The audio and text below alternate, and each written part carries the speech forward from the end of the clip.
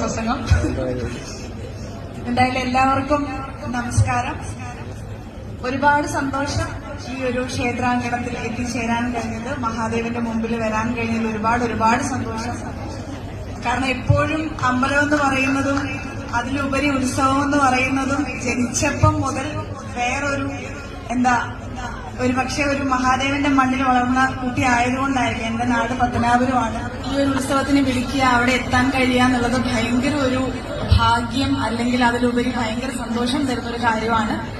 അപ്പോൾ ഈ ശ്രീ മഹാദേവ ക്ഷേത്രത്തിന് മുമ്പിലും എത്താൻ കഴിഞ്ഞതിലും നിങ്ങൾ ഓരോരുത്തരെയും കാണാൻ കഴിഞ്ഞതിലും ഒരുപാട് സന്തോഷമുണ്ട്. അപ്പൊ എന്തായാലും അമ്പലത്തിലെ പരിപാടികളൊക്കെ ഏറ്റവും നല്ല രീതിയിൽ തന്നെ നടത്തട്ടെ. അതൊക്കെ ഓരോ നിമിഷങ്ങളും നിങ്ങൾക്ക് ആസ്വദിച്ച് ഭക്തിസാന്ദ്രമായിട്ട് തന്നെ ആസ്വദിക്കാനായിട്ട് നിങ്ങൾക്ക് ഓരോരുത്തർക്കും കഴിയട്ടെ. വിശ്വാസമുള്ളവർ വിശ്വാസത്തിന്റെ പാതയിലൂടെ തന്നെ സഞ്ചരിക്കുക. ശിവരാത്രിയൊക്കെയാണ് വരുന്നത്.